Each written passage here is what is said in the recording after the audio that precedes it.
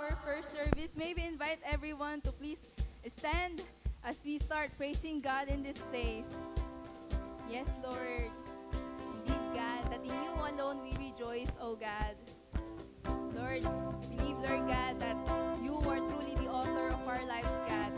And that alone, Lord God, we are still to stay in your presence. And right now, we just want to declare of your glory, Lord God. And we know that you deserve all of this, oh God. Come on, let us clap our hands.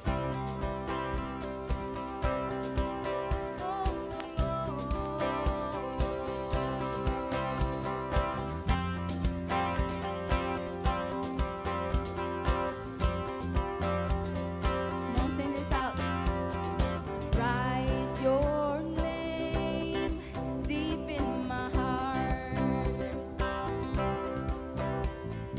Seal my soul full of your love. Bend your peace over my fears. Etch in me all you are. Come on, sing. Oh, the author of my life, and I will sing your praise. You're the savior of my soul, and I will shout your name, Jesus, Jesus. You're the author of my life, and I will sing your praise. You're the savior of my soul, and I will shout your name, Jesus, Jesus. Oh, oh,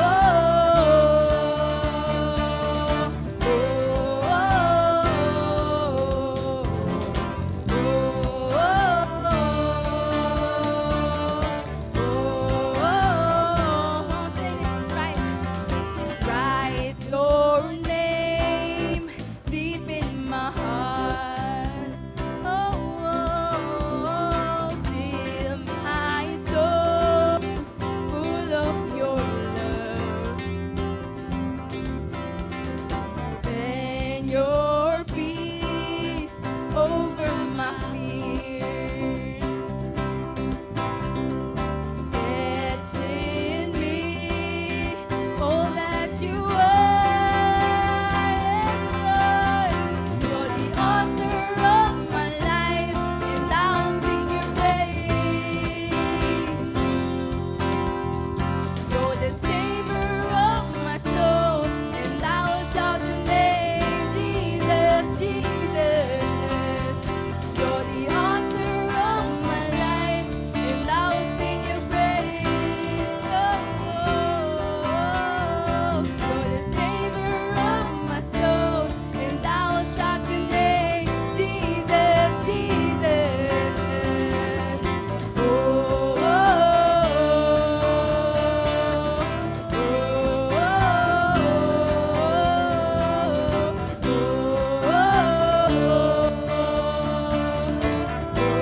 oh,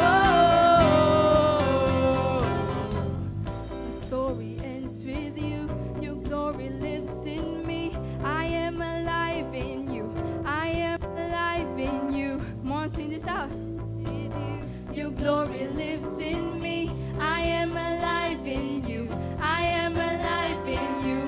My story ends with you. Your glory lives in me. I am alive in you. I am alive in you. My story ends with you. Your glory lives in me. I am alive in you. I am alive in you. My story ends with you. Lives in me. I am alive in you. I am alive in you. My story ends with you. Your glory lives in me. I am alive in you. I am alive in you. You're the author of my life, and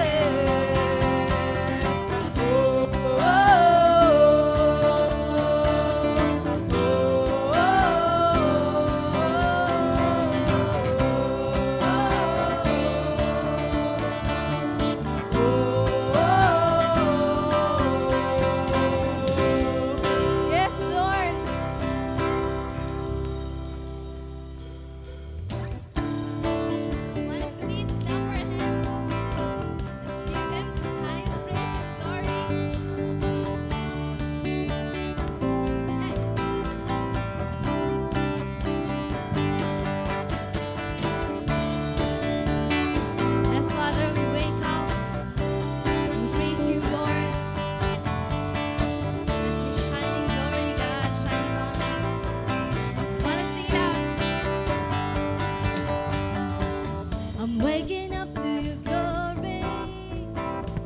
Your mercy falls like the sun still rises. Your grace is new every morning to light the world with a hope inside us. I hear the sound of a roaring anthem, burning with your love. Let every voice sing, let every voice sing, let every part of me speak of all you've done.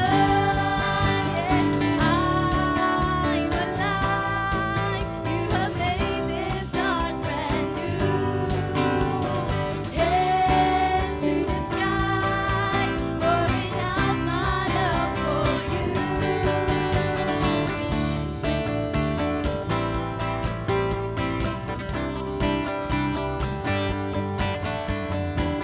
Your praises echo your goodness. We lift you up as you rain down on us. We're overwhelmed by your freedom.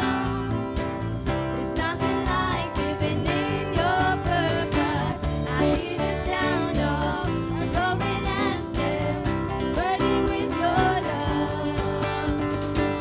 Let every voice sing, let every part of me speak of all you've done. Yeah, I'm alive. You have made this heart brand new.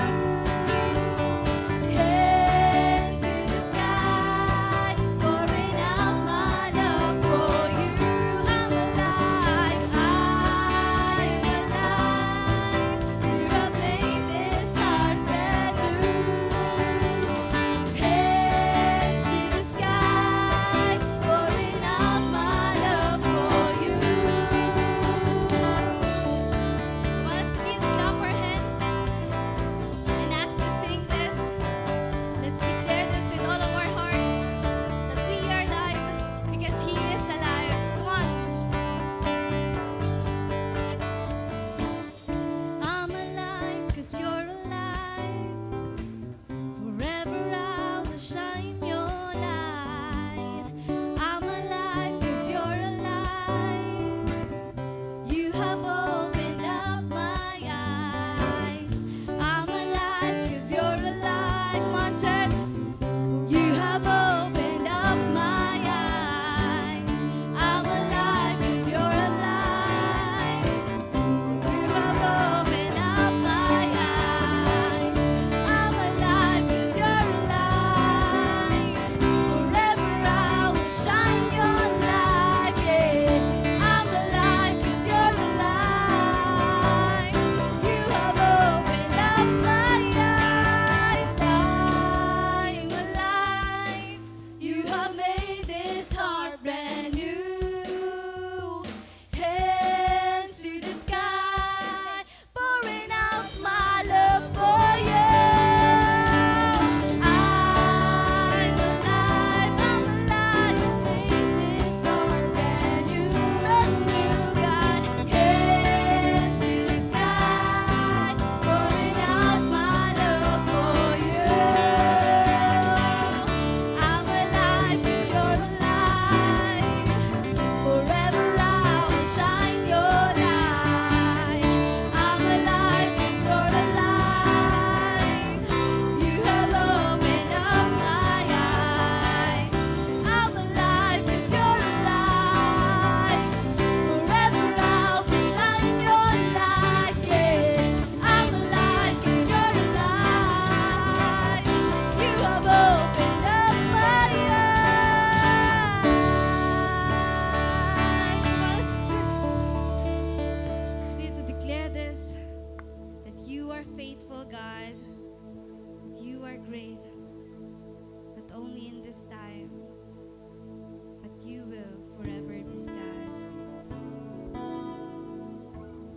Let's continue to soak in. Let's continue to praise Him.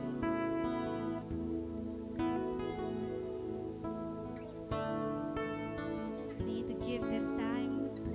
Just thank Him for all those things that He has done in us.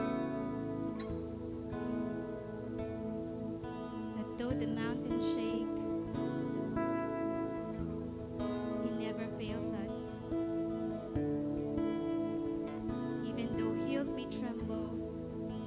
stay with us. His grace and His love is unfailing and unchanging. And church, let's declare this. Though the mountains shake, the hills may tremble, your love it stays. Your love it stays.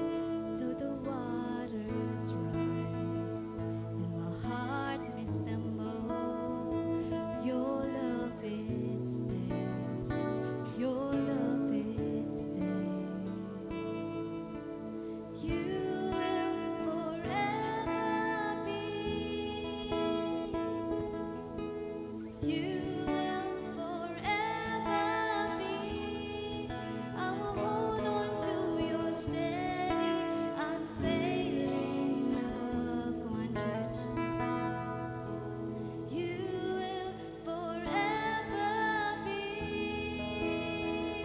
Though the flowers fade and the grass it withers, your word remains. Your word remains. Through the rise and fall in every season, your word remains. Your word remains. You will forever be. Oh,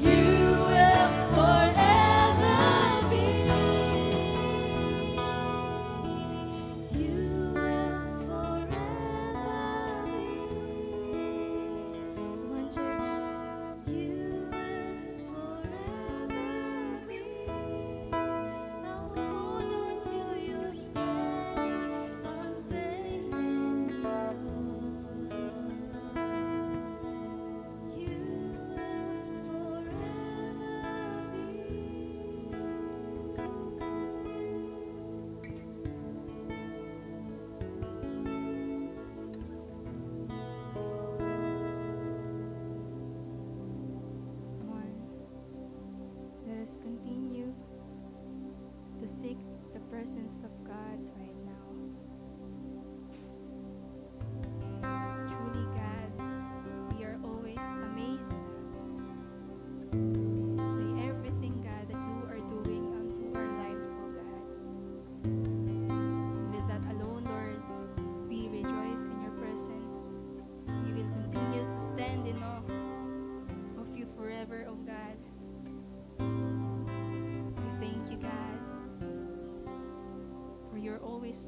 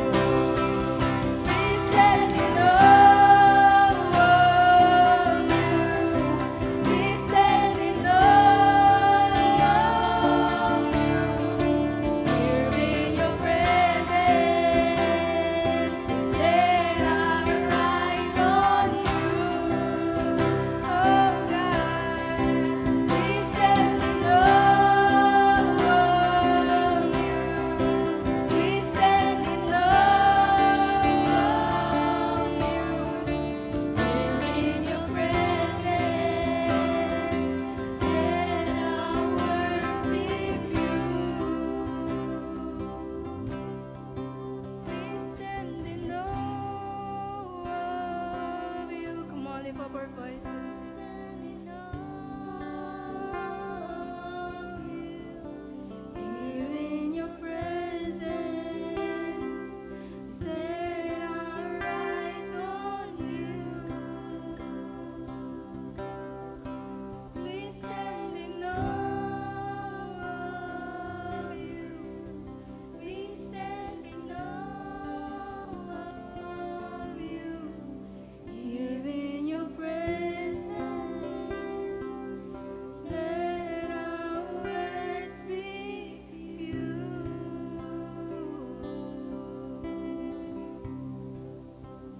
One, let's give a hand of praises and worship to God. Indeed, Lord, that here in your presence, let our lips and heart and soul fix on you, God. And let our words be few. Because it says there in Psalms 105, for the Lord is good, His steadfast love endures forever, and His faithfulness to all generations. Lord, let be your words speak on us right now, that you are good, that your steadfast love endures forever. Whatever the things that we are facing, let be your steadfast love be our strength, be our security, God, that we are safe forever in your arms. Whatever generations that we have right now, you are faithful because you are a faithful God. Let's pray. Thank you, God, for this security, for this overflowing rather, love, greatness, and faithfulness in our lives. Lord, we stand in awe. And right now, we set our eyes, our ears, our hearts in you. Let your will be done, God. In Jesus' mighty name we pray. Amen and amen.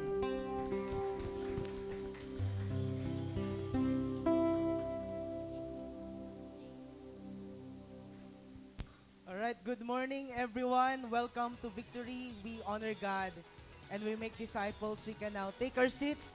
We have some very important news for us for today. The first one is our Leadership 113 Batch 7. So, klase na po nila this coming November. So, let us pray for those people who will undergo this 10-month training. Leadership 113 every Sunday, 5 to 8 p.m. at Victory, Dagupan. The second one, this coming October 29, our Empowering Leaders. So please avail your time for those Victory Group leaders and interns. If you've been with us in Victory Groups and also your disciple is also teaching you how to disciple, we are calling people. Please gather this coming October 29, that is Sunday, after the second service. After the second service, konting pahinga lang po doon, mag-start na po yung empowering leaders natin dito po sa center. Alright, and then the third one will be our Victory Weekend. Alright, malapit na po yan this coming November 4, 2023. That is Saturday. Okay, so if you are finished one-to-one or matatapos na yung one-to-one mo on or before November 4, please come and join us. Registration will be available later after the first service. So we have some registration at the back. If you are interested, if you wanted, if you're a leader and then gusto mo nang sulat yung follow-up mo dyan, please do so. Registration starts today. And then the fourth one is our 23rd anniversary. Grabe, ang bilis ng panahon. This coming December 17, 2023, that will be our 23rd anniversary for Mangaldan. And also, it's a simultaneous second anniversary for Victory Manawag. So parang kailan lang first sila, but now they are also celebrating their anniversary also on December 17, 2023. So for more details, we will keep you posted. We will update you and let us all be excited and let us pray for the harvest. Let's also pray that God will really move in our behalf at the end of 2023. So those are the things God is doing. God bless everyone and enjoy the rest of our service. Good morning. Good morning po. Morning. So, are we ready to give our all for God? Are we shaped to give our all to God? So, yes, amen. So, let's read our tithe and offering verse in Romans 8, verse 32. Sabi po dyan, He who did not spare His own Son, but gave Him up for all, how will He not also with Him graciously give us all things? So, yun, that is parang, it speaks our great value, that we are of great value and God's provision. So, lahat po ay binigay, even God's very own Son. So, hindi pa nga ba ibibigay ang lahat-lahat ng blessing po sa atin kung hindi niya winidhold ang kanyang only Son, si Jesus Christ sa atin. So, it speaks God's provision and our great value. So, we can trace yung verse, yung provision ni God po sa Genesis 1. So, that, doon po sa Genesis 1, as we can see, that God's provision is ahead of us. So una po niyang kinreate yung heavens and earth. Una po niyang kinreate ang seas, ang vegetation, ang land, ang livestock and sea creatures before humanity or mankind. So ibig sabihin, ganun na lamang ang kanyang pagpapahalaga po sa atin at gano'n na lang po yung provision ni God na nauna pong ibinigay yung resources, nauna pong kinreate ni God yung resources before humanity po. So, pero we might say na kung God's provision is available, is ready and available, so why do I lack those provisions? Kung ready at available yung provision ni God, then bakit I lack those provisions? So bakit na-experience ko yung ganito, yung lack? So ang tanong po, nagkulang po ba ang Panginoon? Ang provision ng Panginoon? Nagkukulang po ba ang Diyos o tayo po ang nagkukulang? So that's the big question. So let's evaluate ourselves po. So evaluate natin yung selves po natin by the word G-I-V-E, yung word na give po. So ano yung G? G is gratitude. So baka nga po, we are not grateful enough. So hindi po tayo, we are not appreciating or we do not, or even we don't have yung appreciation sa blessing ni God. Kaya hindi po natin nakikita yung available blessing po. So next is yung ika po. Yung ika po is yung tithe po natin. So baka nga we neglect God's blessing. That's why yun, nahihinder po yung blessing ni God. So na-neglect po natin yung pagbibigay ng 10%, yung pagbibigay ng tithe po natin. Or yung isolation. Another I is isolation. So isolation means isolation to God. So we are disconnected or far away from God. That's why we feel this, yung empty. Parang akala natin ang blessing kasi we are far from God. And yung next is yung V, yung vessel. So being vessel of God's blessing, ibig sabihin po, tayo po ay daanan or channel ng blessing. So baka nami-miss din po natin that blessing is not ours to keep, but ours to share. And lastly, yung E, engagement to sin. So, God's blessing is hindered because we are engaged to sin or we are disobedient to God's commands.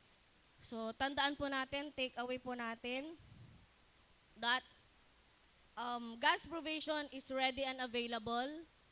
We just missed out God's blessing because we missed up to His blessing. Nami-miss out natin because we missed up. So, let's make up to God, with God, and do what is right to His provision in order to experience the fullness of His blessing. So let's make right to God po para ma-experience po natin yung full blessing. So let's pray. Lord, we thank you for we are of great value to you, Lord.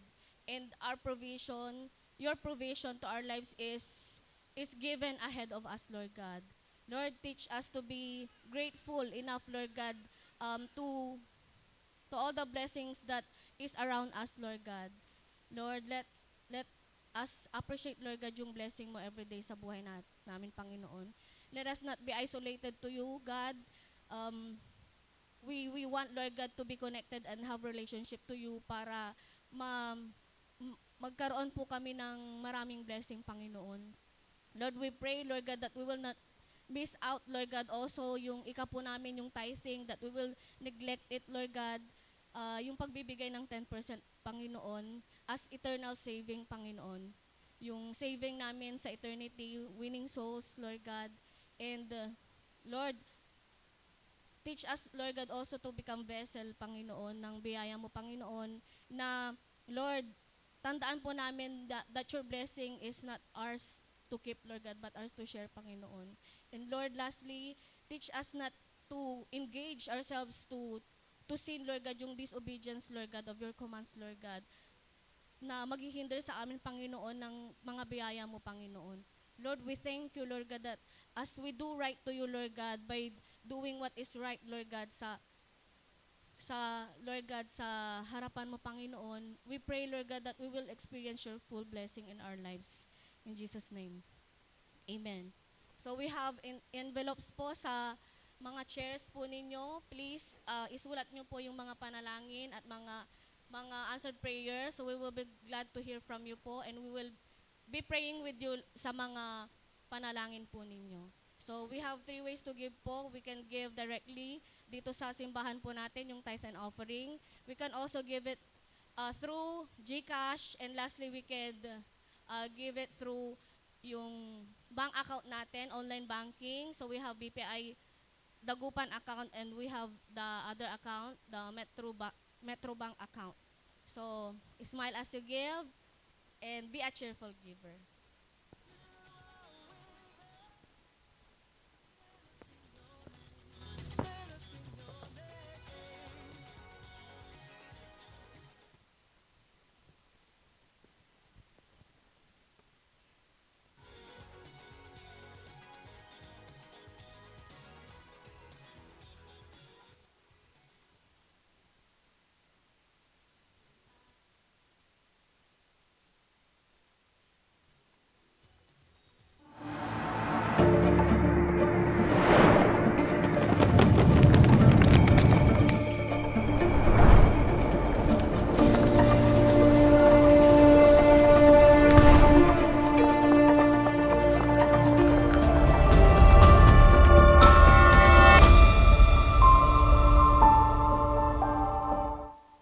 Alright, so good morning everyone.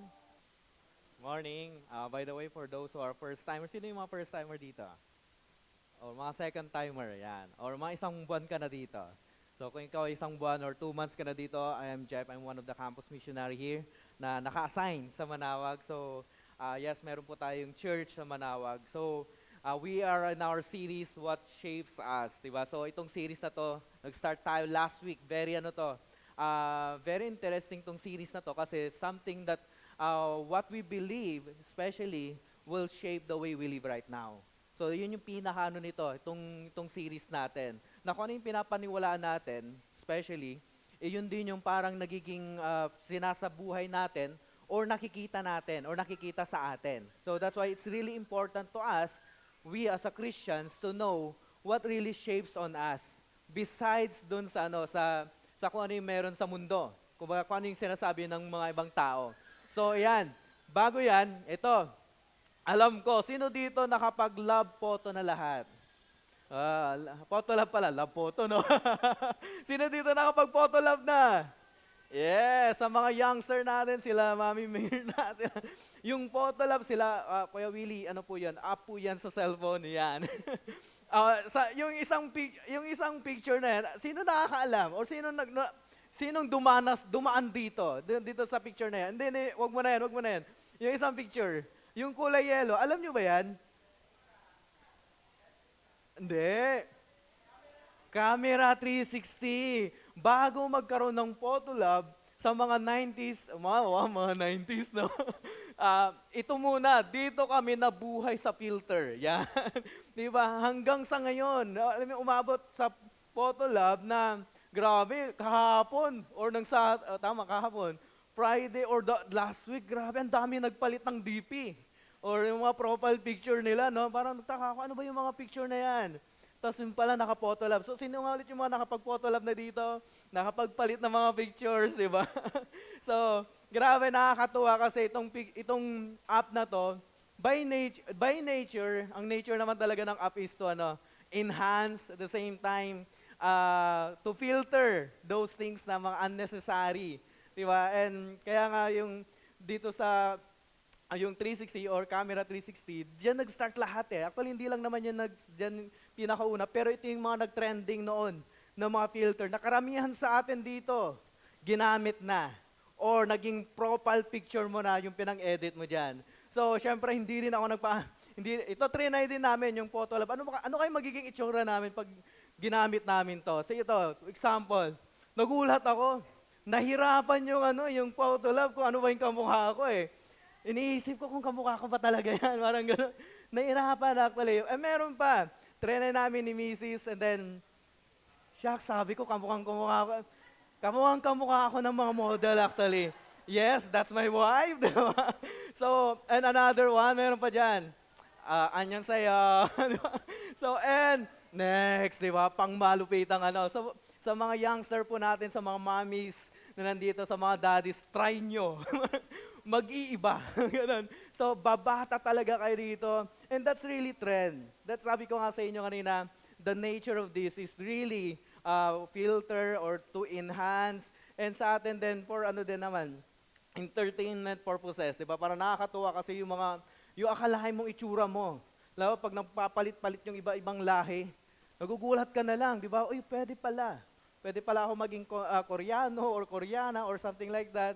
So, that's really, parang sometimes na those filters, those apps, parang minsan sa karamihan, parang ito yung nagiging din nila, basis. Or that's something that put them, yung confidence na, mas lalong nabuboost yung confidence pag na-filter or na-edit yung mga pictures natin. Lalo na nowadays, we are so concerned kung ano yung nakikita ng ibang tao sa atin. That's why itong series natin ngayon, hindi lang to physical, hindi lang to outside aspect, but the thing is that what is inside out, especially sa atin as a Christian. So, ito yung series natin it's all about. So, hindi yung Photolab or hindi yung camera 360. So, I just want to read this as we start, or as we are in our series, week 2, or in our week 2, creation and fall. So yan, pag-uusapan natin yan. This is the statement of our faith.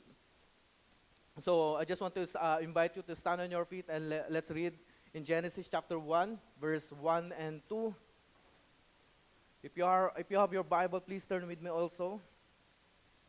Stay there. In the beginning, God created the heavens and the earth was without form and void, and darkness was over the face of the deep, and the Spirit of God was hovering over the face of the waters. Lord, we thank you for this time, Lord, as we study your word, Father God, as we declare this, Lord, your word, and as we hear your word, Father God, from this, Lord. We pray, Father God, that all your words, Lord, that will be the basis, Lord, will be also the standard of how we live, Lord, and how we do things, Father God. We as your sons and daughters, Lord, and Lord, as your servants also, Lord. We thank you, God, in Jesus' name. Amen. So thank you. Pwede na tayong po. So ito po yung statement of faith po natin. Last time, pinag-usapan natin about God, and now, pag-uusapan natin yung creation and fall. Ito yung what we believe. That's something that what we shape on us also as a Christians. So ito yung statement of faith natin. Unang-una, we believe God created all things, statement of faith. We believe God created all things, visible, invisible, out of nothing, and all very good. So ito po yung pinapaniwalaan po natin as a church. Ito yung statement of faith natin, and He sovereignly sustains and governs creation for His glory and the benefits of His creatures. God created humans in His image, male and female, to know, love, and glorify Him in covenant relationship, and to serve as stewards of the earth. The first man, Adam, sinned against God, resulting in alienation, death, guilt, shame, and curse upon the earth. Separated from God and subject to His judgment, all humans have inherited a sinful nature. Ulitin ko a sinful nature from which they cannot save themselves. So, yan, iisa-isahin natin yan, itong statement of faith natin. But before that, I just want to read this, itong isa sa mga quote ni Wayne Grudem. If we ever deny our unique status in creation as God only image bearers, we will soon begin to depreciate the value of human life. Diba? If we really deny our unique status, especially that we are God created in His own image, ito yung magiging soon, we will depreciate the value of human life. Even ikaw din, nade-depreciate yung value mo as an individual, as a human, na parang we're just, sabi nga ni Wayne dyan, will tend to see human as merely as a higher form of animal. Kasi na-depreciate na. Masyado na mababa ang tingin mo sa sarili mo na nakakalimutan mo na that you are created in His own image. That's why itong series na to, ibabalik tayo doon yung pinaka-original design natin. That we're gonna see the value. We're gonna see our worth. Kasi parang, lalo na ngayon, kasi dito sa mundo na meron tayo ngayon, filtered lahat, very polluted lahat, parang kung ano yung sinasabi ng ibang tao, parang yun na rin yung nagiging parang way of living mo na rin.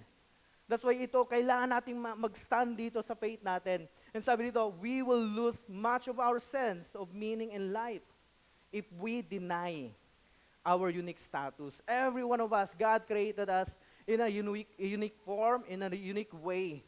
Whatever that skin color or eyes or nose, God created you unique. And that's why you are so important to Him. And at the same time, in Proverbs 4, verse 23, be careful how you think, because your life is shaped by your thoughts. Di ba? Pansin nyo ba? Na kung ano yung lumalabas sa isipan natin or iniisip mo ngayon, it will also shape your life. Kaya nga sabi ni Solomon dito, be careful. Be careful sa kung ano yung iniisip mo and kung ano yung pinapasok mo sa isipan natin. Kasi hindi mo na mamalayan, ginagawa mo na rin at isinasabuhay mo na rin. Diba? Kasi sa atin, likas na sa atin yung pagiging talaga. Alam mo yung very concerned sa kung ano yung sinasabi ng tao or kung ano yung nababasa natin na information. But kaya nga sabi dito, be careful how you think. And especially pagdating sa mga Facebook posts, think before you post. Diba, laging yun ang reminder. Bago ka mag-like, bago ka mag-share ng mga anything sa Facebook, isipin mo mabuti. Kasi the moment na share mo yan, the moment na clinic mo yan, nilike mo yan, it's also verifies, it's also justified na yung faith mo, yung pinapaniwalaan mo, same kayo nun. Okay? Yung principles nun, doon sa sinishare mo, it means, parehas kayo ng pinapaniwalaan. And even the people that we followed also. Na the moment na share mo yung taong yan, yung mga message niya, yung mga encouragement niya, yung mga motivation niya, it means, yung statement of faith yung dalawa, iisa lang. Kaya nga, be careful. Kaya sinasabi dito na, because your life is shaped by your thoughts. Is shaped by your thoughts. That's why itong series natin, it's really important to us, we as a Christian. And how we mold our mind, how we renew, especially, our mind. Lalo na ngayon, ang daming mga pressures. Ang daming kailangan mong sundin na trend. Kasi pag hindi mo ginawa yan, mahuhuli ka na sa uso. Kasi sometimes, what does it feels good, doesn't mean it's right. Diba? Sometimes what does it feels good sa atin, it doesn't mean it's right. Hindi po lahat ng maganda or maganda sa pakiramdam is tama. Lagi po natin tatandaan po yun. Especially, kung ano ba yung, especially ano ba yung nagiging basis mo. Kasi kung yung basis mo, yung word ni Lord, then doon mo mababalance lahat. Na hindi pa lahat na nararamdaman kong okay, maganda, is tama. Maraming ganyan sa mga estudyante, sa mga singles, kinilig lang, hindi na nakinig. Kasi it's good to them. Kinikilig eh. Pero hindi na sila nakikinig. Hindi na sila nakikinig sa mga magulang. Hindi na sila nakikinig sa mga leaders nila, sa mga coaches nila, sa pastor nila. Kasi akala nila, okay naman yung nararamdaman ko eh. Good naman siya eh. Pero hindi mo namamalayan, hindi pala tama. Especially kung nakakompromise yung faith mo kay Lord. Kasi yung unang-una pa lang, yung faith mo kay God. Magpa-follow na lahat yan eh. Domino effect yan eh. That's why, in this series, itong week natin, what do we believe about creation, about the creation and fall? So ito yung ano natin. What do we believe? We as a church, as a movement. Ano ba yung pinapaniwala natin when it comes to creation and fall? And as when we read the Bible also, in Genesis, yung title pa lang, dun sa chapter 1, the creation, and then down to chapter 3, the fall of man, ganon. So what do we believe about that? Unang-una, just want to share this to you. God created all things, therefore, we are to submit to His authority. Doon sa binasa natin kaninang statement of faith natin, ito yun. We believe, doon pa lang sa first line pa lang, we believe God created all things. God is the creator of all things. We are the creations. And at the same time, visible and invisible, out of nothing. Diba? When God created the universe and everything, and the human and the man, it's from out from nothing, out of nothing, and all very good. When God, after creating everything, nung nakita ni Lord yan, it's all very good, and He sovereignly sustains and governs creation for His glory and the benefit of His creatures. That's why dun sa Genesis chapter 1, in verse 1, in the beginning, God created the heavens and the earth. And verse 31, and God saw everything He made, and behold, it was very good. Sabihin mo dyan sa katabi mo, it was very good. It means kay God, you are very good. You are pleasant. You are beautiful. You are wonderful. Sabi nga, di ba, katakot-takot, kamangha-mangha kang ginawa ng Panginoon. And that's it's all about. That was very good. Nung nakita ni God yung creation, it was very good. Kaya nga yung plan ni Lord sa buhay mo, it's really very good. But the question is, titiwala ka ba sa Kanya? Nandun ba yung faith mo sa Kanya? Kasi kung nandun yung faith mo sa Kanya at naniniwala ka that everything He does is very good, it's perfect, and it's so pleasant to us, then wala ka dapat ikatakot. Wala ka dapat ika-worry. Kaya in Nehemiah chapter 9, sabi diyan, you are the Lord, you alone, you have made heavens with all their hosts, the earth and all that is on it, the seas and all that is in them, you preserve all of them, and the hosts of heaven worship you. That even in this book, di ba, you are the Lord, you are the Creator. And even sa atin, it also applies on us, sa ginagawa natin, sa work mo, sa school mo, pag-aaral mo, sa pamilya mo. Nire-recognize ba natin si God that He is the Lord of Lord of all? That He is alone in your life. That's why God created, the second one is God created man in His image and likeness. Therefore, we are to know, love, and represent Him. That when we believe that God created us also, we are to know Him, love Him, and represent Him. Gaano mo na ba kakilala si Lord sa buhay mo ngayon? Gaano ba kalalim na yung relasyon mo sa Panginoon na kahit anong bagyo ang dumating sa buhay mo, kahit ano man yung hirap na pagdadaanan mo, dahil kilala mo si God, magtitiwala ka sa Kanya. Kasi we know Him in the first place pa lang. Nakaangkla na, naka-anchor na yung faith mo sa Kanya.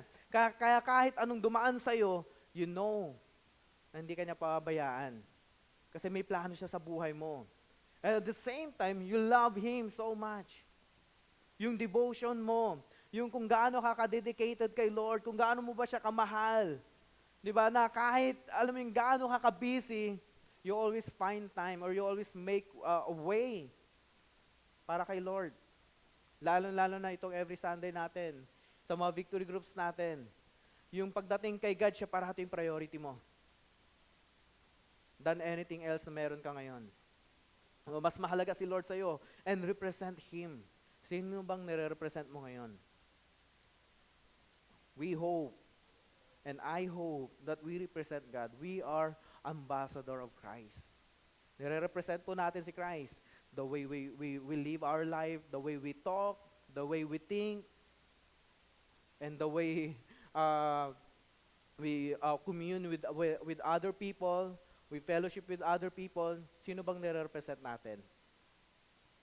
We hope, and we pray that we always represent God. That's why dun sa pangalawang statement of faith natin, God created humans in His image, male and female, to know love and glorify Him in covenant relationship and to serve as stewards of the earth. That we are also called and we are so created to glorify Him in covenant relationship and to serve as a steward of the earth. Di ba? Kaya nga dun sa creation, dyan sa verse 27 to 28, Genesis chapter 1, verse 27 to 28, so God created man in His own image. In the image of God, He created him, male and female. Malinaw po dito, male and female, He created them, but be fruitful and multiply, fill the earth and subdue it, have dominion over the fish of the sea, over the birds of the air, over every living thing that moves on the earth. That we are called, or God is created us to be steward of all the creations na ginawa ni God sa atin. And even sa mga in-entrust ni Lord sa buhay mo ngayon. Hindi lang sa trabaho mo, hindi lang sa mga creation na nakikita mo sa paligid mo, even sa work mo, even sa sa family mo, even dun sa mga blessings na binibigay ni Lord sa'yo. Nagiging steward ba tayo doon? And at the same time, even our giving to God, yung tithes natin kay Lord, nagiging steward din ba tayo doon? Di ba?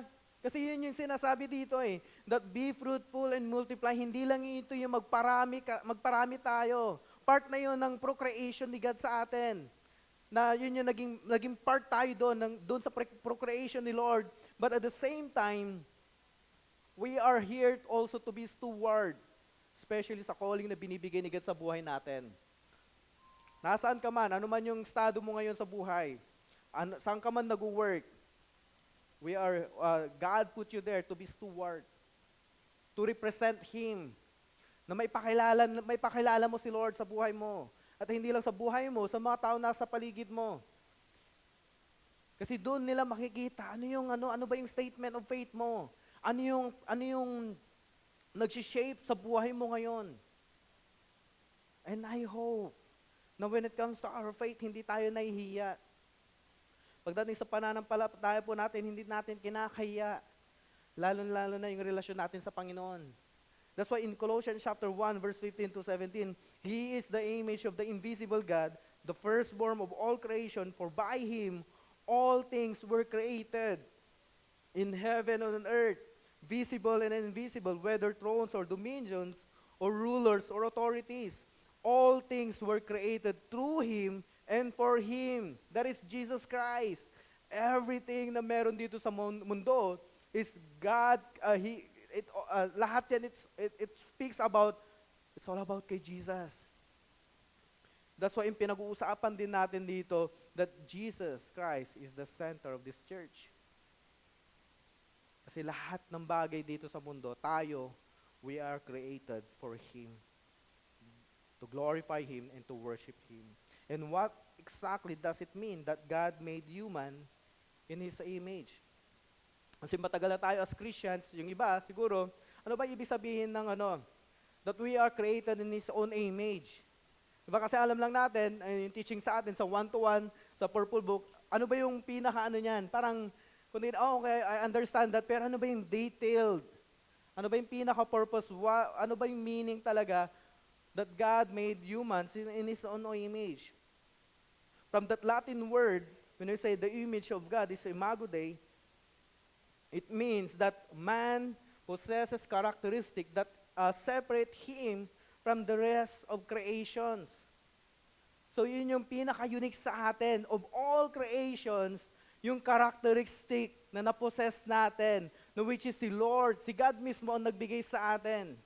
Ano ba yung mga characteristic na yun na ikaw din, mapapaisip ka na lang, kaya pala. Kaya pala ganun ako mag-isip, kaya pala ako ganun ako mag-behave. Ito yung 5 characteristic na binigay ni God sa atin. The reason, yun yung meaning, kung bakit we are created in His own image. Unang-una, intellectual. Intellectual.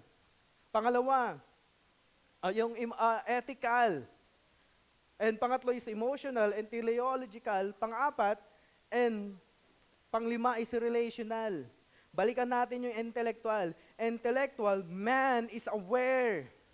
Diba, kung mapapansin natin, tayo mismo mga tao, we are aware kung paano tayo mag-isip din. And paano tayo mag-reason. Tama ba? Compared sa mga ibang creation like animals, hindi sila nagre-reason out. Nakakita na ba kayo ng pinagalitan mo yung aso, biglang nag-reason out? Bakit ako lagi mo pinapagalitan? Nakakita ka na ng ibon na biglang nanghihingi sa'yo. Alam mo yung uutusan mo, tapos biglang mag-iisip din yung ibon, bakit ako? Siya na lang kaya. Alam mo, buti na lang. Kasi kung lahat, pagdating sa intellectual, lahat ng creation, pati yung puno, nagsasalita na rin, di ba? Alam mo yung bigla mong sinipa, biglang sumagot. Nakakatakot yung ganun. Di ba? Kaya kung titignan nyo, we are created in His own image, yung characteristic ni God mismo. Yung how God thinks, at the same time, how God reason and learn. Kaya nga sa atin tayong mga tao, mabilis tayong matuto. Di ba? Yung kanina na share ko sa inyo, we are more than or above the parang kasi yung maraming nagsasabi na we're just like animals also. Pero hindi. Kasi kung titignan mo, pagdating sa learn, pagdating sa communication, and tayo nga, di ba, we can communicate verbally in a way na complex nga minsan eh. Minsan nga, abstract yung language eh. Tama ba? Di ba, pag nagkikita-kita kayo sa daan, nagkitinginan lang kayo, okay na. Tama ba? Wala nang usap-usap. Kasi gets mo na kagad. Alam mo yung sa mind pa lang, habang nagkikitaan pa lang kayo, nag-uusap na kayo eh. Tapos alam mo yung sa isipan nyo pa lang, nagkakamustahan na kayo. Tapos okay, nung nagkalagpasan na kayo, tapos. Di ba? And at the same time, sa mga mag-asawa, alam mo yung konting lambing lang yan, verbally, alam mo yung complex, di ba? Yung abstract communication natin, okay na kayong dalawa. Kaya nga, yun yung create ni God sa atin. We are so unique of all the creation. Hindi nyo ba na-appreciate yun?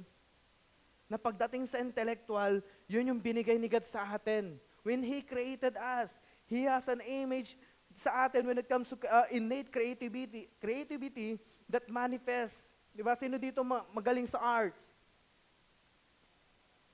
Maarte lang, yung iba. Jeff, Marte lang, pwede sige, pagbigyan. Sino dito magaling mag-drawing? Ito, sige, ganito na lang. Sino dito pagdating sa art, sobrang na-appreciate mo? Yeah, di ba? Kahit hindi ka marunong mag-drawing, hindi ka marunong mag-painting, pero pag nakita mo, yung ganda, di ba? Kasi si Lord, ganun siya eh. When He created everything, di ba? Nang nakita niya lahat ng creation, that was really good. Kaya nga pagdating sa appreciation sa atin, pagdating sa music, si Lord mahilig sa music din. Akala nyo hindi.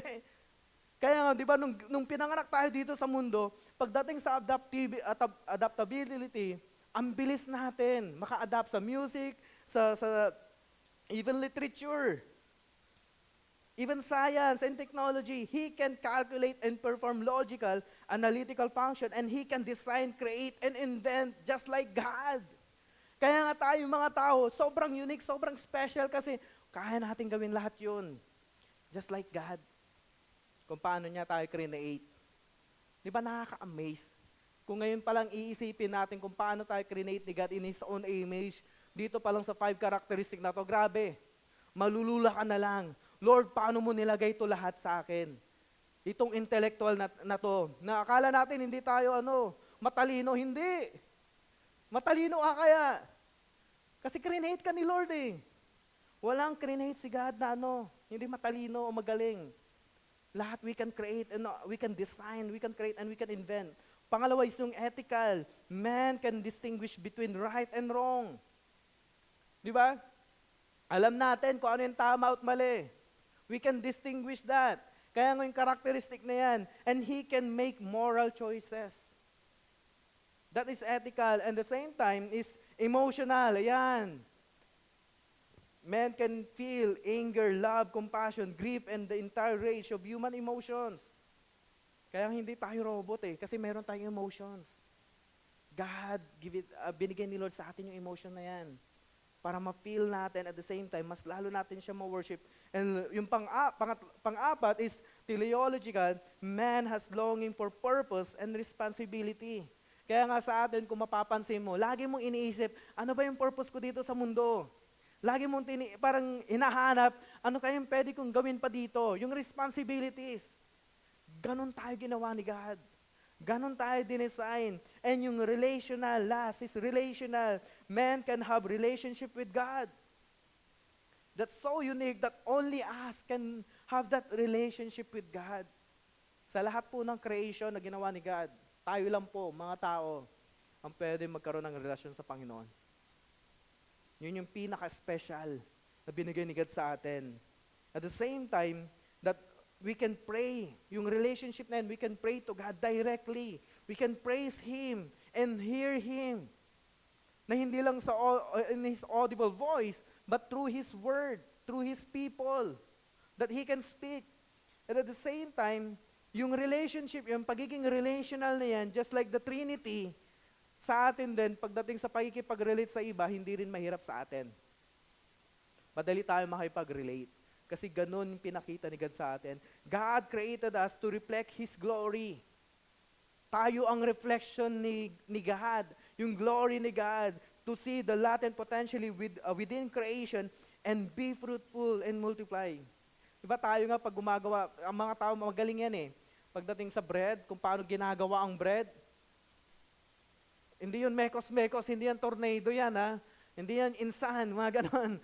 Sa atin, pagdating sa bread, ang galing ng tao. Just like God. Imagine mo, di ba, from wheat, plum flour, and then here we are, kanina may pandesal sa likod, grabe. Nakakagutom, mga insan. Panalo, parang napaisip ako doon, ang galing naman ni Lord. Kaya natin gumawa ng mga ganong bagay. Sobrang unique. And to see that the creative potential in God's creation and make something of it, for the good of others is to bear His image on the earth and fill it by glory. Being made in His image means that God has called us to be His steward and representative on earth, reflecting His character. Yung character ni Lord, yung Christ character, o Christ likeness, and His heart. Na sana nakikita sa atin yung heart ni Lord, yung compassion, the way we see other people, especially the lost people. Paano ba natin sila tinitignan? I hope yung heart din ni Lord nasa atin din. The way God sees these people. And regardless of our backgrounds, lagi mo itong tatandaan, church, regardless of your backgrounds or your status, your life matters to God. Yung buhay po natin, sobrang halaga kay Lord yan. Doon pa lang sa creation, pinag-isipan kang mabuti. Diba? Inisip kang mabuti ni Lord kung paano ka mabubuhay dito. And He loves us so much that He desires. Yung desire ni Lord sa atin is to have a relationship with us. Imagine mo yun creation tayo, pero ang gusto ni Lord, magkaroon siya ng relationship sa atin. Matindi yun. Kasi a creator, gusto niya magkaroon ng relationship doon sa mga creations niya. And at the same time, not just that to have a relationship with us, to set a purpose in us. Yun yung pinakamaganda na ginawa ni Lord sa atin when He created us. And ito yung pinapaniwalaan po natin. Kaya nga sobrang halaga ang buhay mo ngayon. Huwag mong isipin na walang halaga ang buhay mo ngayon. Kasi dito pa lang, grabe na, pinag-isipan ka mabuti ni Lord. That's why pangatlo is human have sinned and creation is corrupted. Therefore, we need God to save us. Doon sa last statement, the first man, Adam, sinned against God, resulting in alienation, death, guilt, shame, and a curse upon the earth, separated from God and subject to His judgment. All humans have inherited a sinful nature for which they cannot save themselves. In short, kailangan po natin si Lord sa buhay natin. Kung dinideny natin si Lord sa buhay natin ngayon, pagdating sa salvation, we cannot deny that we need God for our salvation. We need Jesus for our salvation. Kaya nga dyan pa lang, in Romans 3, chapter 10, verse 10 to 12, sabi ni Paul, there's none righteous, no, not one. Wala naman talagang mabuti dito sa mundo. Tayong mga tao, hindi naman talaga tayo mabait. Kaya kung sinasabi mo, ikaw na yung pinakamabait sa mundo, naku, hindi. Hindi totoo yan. Kasi dito pa lang, there's none righteous, no, not one. There's none who understand. There's none who seeks after God, and they have all turned aside. They have together become unprofitable. There's none who does God, no, not one. And sabi pa nga ni Paul, and I believe, lahat tayo, parang iniisip mo, bakit nga ba, kahit anong gusto mong bumait, pero hindi mo magawa. Ito yun. Ito yung Romans 7, verse 15 to 20. Sabi ni Paul, I do not understand what I do. Sino dito ganon? Kung hindi mo naiintindihan kung ano yung ginagawa mo. Sabi dito, for what I want to do, I do not do, but what I hate, I do. Yung ayaw mo magkasala, ayaw mo makasakit, lalo na pagdating sa mga may asawa, ayaw mo masaktan yung asawa mo, pero nagagawa mo pa rin. Tama ba? Ito yun. Yun yung na-inherit nating sinful nature. Kasi iniisip natin, parang, hindi, makasalanan na kasi ako na pinanganak. Hindi. Yung na-inherit po natin yung sinful nature, ibig sabihin, likas na po sa atin gumawa ng kasalanan.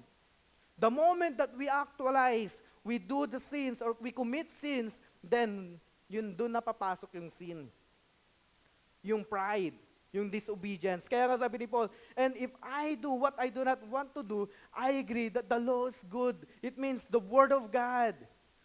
Nabuti na lang may law, may Bible. Kasi sabi diyan, as it is no longer I myself who do it, but it is sin living in me. Yung sinful nature na yan. And at the same time, for I know that good itself does not dwell in me, that it's in my sinful nature. Kaya wag kang magtaka. Kaya minsan, pasaway tayo, may konting loko-loko tayo. Kahit Kristiyano ka na, may sinful nature ka pa rin. May ginagawa ka pa rin na mali, di ba? Kasi yun ang sinful nature. For I have the desire to do what is good, but I cannot carry it out. Bakit? Sabi diyan, for I do not do the good I want to do, but the evil I do not want to do, this I keep on doing. Imagine yung Paul na yung nagsasalita dito. He is an apostle. Pero nung sabi niya dito, in verse 20, now, if I do what I do not want to do, it is no longer who do it, but it is sin living in me. That's it. That's why, church, when it comes to our fall, our sinful nature, diba, we need God. We need that salvation. That's why sin will take you where you didn't plan to go. It will keep you there longer than you plan to stay. Tapos ano pa sabi niya? And it will cost you more than you intended to pay. Kaya grabe ang kasalanan eh. And sin is what you do when your heart is not satisfied with God. The moment that we commit sin, it means, yes, despite of that sinful nature na meron tayo, sin is what you do when your heart is not satisfied with God. That's why this is the promise of God to us na ginawa niya from that creation. In chapter 3, verse 15, bago ako magtapos, sabi diyan, I will put enmity between you and the woman. Ito yung time na nag-fall na sila Adam and Eve. But the promise of God, the redemptive plan of God is this. ayaw ni Lord din talaga sa atin. Ayaw din ni Lord na mamuhay tayo na malayo sa Kanya, na separate sa Kanya. Na ito yung plano ni Lord sa atin, na from the beginning pa lang, that Paul, between your offspring and her offspring, he shall bruise your head, and you shall bruise his heel. It means that the good news is this, that God did not leave us in our sinful, fallen state. God will not leave us alone. God will make a way for us. Para yung sinful nature na yun, yung sin na yan, makaalis tayo dyan. Yung bandage ng sin na yan, God wants us to be set free on that, to receive that freedom. That even in the midst of our fallenness, even in the midst of that sinful nature na mayroon tayo, it was fulfilled when God sent His Son. Tapos na yun. It was fulfilled when God sent His Son, Jesus Christ, to restore His image in us, na nung time na na-fall, sila Adam and Eve, na-distort yung pinaka-image ni God sa kanila, na nasira. But when God sent His Son, ito yung ginawa niya. He restored His image in us, and the relationship with Him, yung relationship, yung pinaka-original plan ni Lord sa atin. And now, ito yun. Now what? Our response to this is faith in His finished work. Yung response po natin dito is faith in His finished work on the cross. That's why this is what shapes us.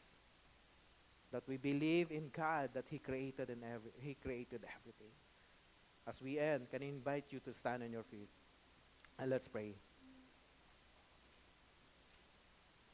Now, this is the reason why you are here, church. This is the reason, church, why you are living right now. Because in the beginning pa lang, God is so mindful to you. In the beginning pa lang, inisip ka na ni Lord. Diba? Inisip na ni Lord kung sino yung magiging magulang mo. Inisip na ni Lord kung ano yung magiging plans or future mo sa buhay. Maybe some of us, Jeff, parang ang hirap isipin yung ganon. Yes, I know. Kasi maybe some of us, we experience really bad in our life. But the thing is this, God created you for a purpose. For His purpose. To reflect His glory. To be a salt and light to this world. Lalo that in this world so broken, so chaotic. But you are made for His purpose. Remember this, church. You are not an accident. You are created for His purpose. That we, as His people, we need to search that. We need to find that through His Word. That as we leave this room, this room or this place, let this be a word for you that will speak to you. That, Lord, thank you that you created me. Thank you that you are my creator. That you are my God. Yes, Lord. Kakasala man ako, Panginoon. But thank you, God, that you sent your Son, Jesus Christ, to save us. Lord, we thank you. Thank you for this morning, Lord. Thank you, God, for your word, Lord. Thank you, God, that you are a God who created everything, Lord. That your creation, Lord, created us, Lord, with a purpose, Lord. Thank you, God, for reminding us, Lord, that we are not an accident, Lord, here. There's a purpose, Lord. That, Lord, we will represent you, Lord. That we will, Lord, to know you more, Panginoon, at even, Lord, we will have that relationship, Lord, all the more to you, Lord. We thank you, God. In Jesus' name, amen. Amen. Thank you, Lord. Before we end, before we go to our home right now and finish our service, I was reminded when Jeff was sharing here. You know, alam niyo naman yung nangyayari, di ba, sa Israel, right? Israel and Palestine. You know, the word Hamas in Hebrew is sort of a destroyer, a wickedness. And it reminds me in Genesis chapter 6, if you have a Bible, this is during the flood. Okay? Kung meron kayong Bible, you can turn with me right now. It's in Genesis chapter 6. When man began to multiply on the face of the land and daughters were born to them, the sons of God saw that the daughters of men were attractive, and they took as their wives as many they choose. Then the Lord said, my spirit shall not abide in man forever. And it says in verse 5, the Lord saw the wickedness of man was great in the earth, that every intention of the thoughts of his heart was only evil and continual. This is who we are, okay? And this is what's happening right now in Israel and Palestine. It's about war between, two nations. I don't even know kung Palestine nation na yun, but hindi pa siguro recognize. But dito, yung the Bible says, the Lord regretted that He had made man on earth. In Hebrew it says, the Lord was regretted that He made Hamas. Okay? Wow! Sabi ko, listen, it's all by the grace of God that we are here right now. Amen. Remember last week, the grace of Jesus Christ sanctify every single sin that we have. What have we done that deserve heaven? Wala po tayong ginawa. Amen. Ano naman ang contribution natin para tayo mapunta sa langit? Wala rin. Kung meron man, alam niyo kung ano yon? Kasalanan. Okay? Hindi ko ibig sabihin na mabuti palang kasalanan dahil pag walang kasalanan, hindi tayo pupunta ng langit. Hindi naman ganoon na ibig sabihin nun. Listen, it's all by the grace of God that you are forgiven. And, ang ganda po nung sinare ni Brother Jeff, that really, let us, as a church, and let us also take time, what's happening in Israel,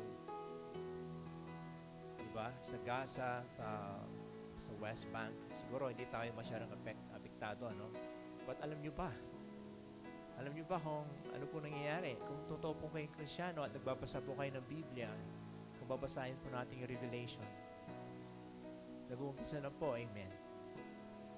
Nag-uumpisa na po nagpaparamdam si Lord, amen. Okay? In fact, why don't we just go to the person, to the next person, to you right now. Let us intercede right now.